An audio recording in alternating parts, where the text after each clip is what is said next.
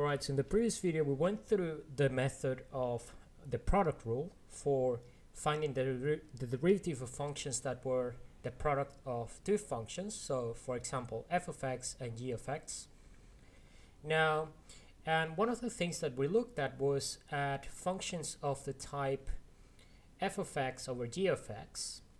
And we learned that we can use the product rule to find the derivative of this by first rewriting this type of function as f of x and g of x to the power of -1, such that you can apply the product rule by finding the derivative of this function, then the derivative of this function, applying the chain rule to that power there, and then adding the derivatives together.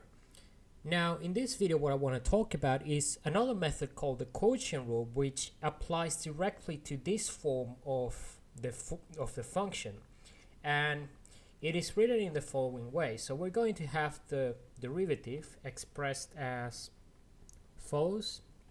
So we have our fractional function here. This is going to be equal to function g times f prime minus f times g prime, all of this over the function g squared. And another way in which we can simplify this, or at least we can separate the terms by expanding this out, that would be f prime over g minus f times g prime over g squared. So this is usually the form in which we want to express it, because this form allows us to utilize the derivative once again, and using it on this, we can actually use the same formula again, and it's a lot easier than if we applied it directly to this one. So let's have a little example here just to show how this method works.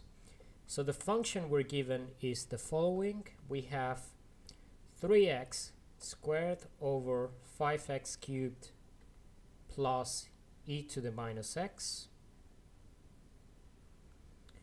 And basically we're gonna have f equals to 3x squared, so that's going to be the numerator, and then the denominator is going to be g equals to 5x cubed plus e to the power of minus x.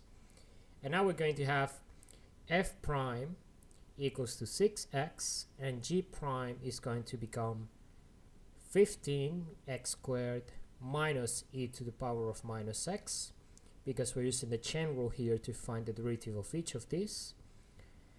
So now that we have those, we can apply this formula directly. So I'm going to write it at the top so that we have more space to work with.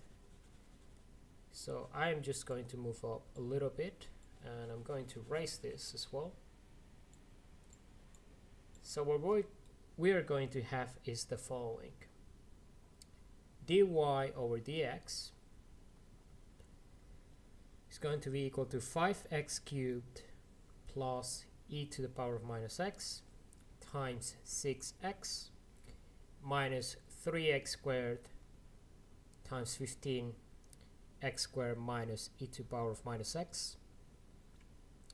And all of this is going to be divided by 5x cubed plus e to the minus x squared. And we can expand this out, so this would cancel out with one of these terms, leaving us with 6x over 5x cubed plus e to the minus x minus 3x squared times 15x squared minus e to the power of minus x over 5x cubed plus e to the minus x squared.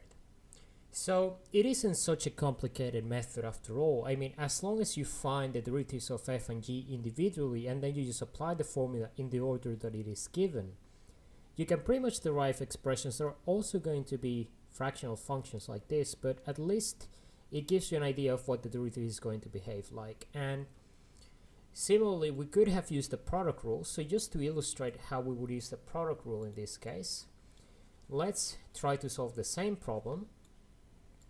But in this case, we're going to represent the denominator as another function. So we're going to have 5x cubed plus e to the minus x to the power of minus 1. So we're going to use the product rule now to derive a solution for this.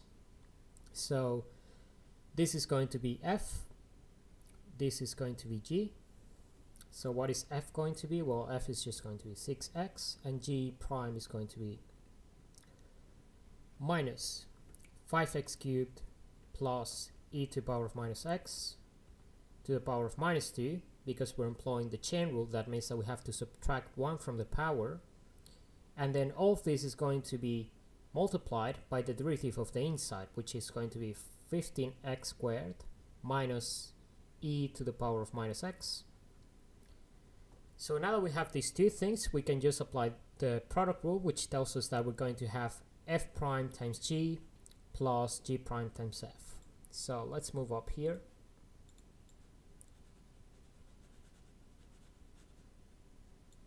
So we're going to have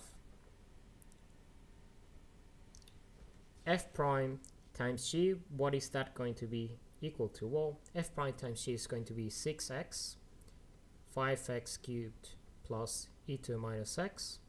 Because essentially what I did is I changed the minus 1 to the denominator so that we now express this like that. And then for the other function, we're going to have g prime, which is 15x squared minus e to the minus x. So the minus is contained within the g prime function, times f, which is 3x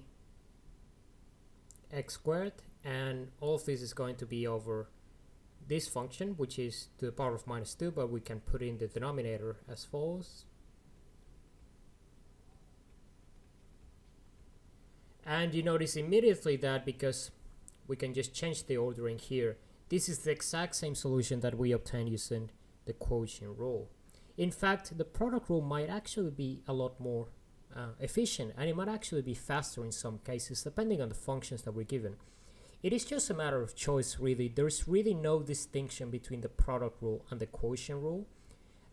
Personally, I prefer to use the product rule because it is easier to remember, and also I know that at each step along the process, I can actually check whether I've made any mistakes a lot more easily than I would with the quotient rule. So it is just a matter of personal preference, but either of those methods are really good for finding the derivatives of functions that are fractional. So you have a function in the numerator and a function in the denominator. So this is pretty much the last method that you need to learn. There are a few other techniques that we'll explore in the next videos, but for now, these are the main tools that you will need to differentiate almost any function of x.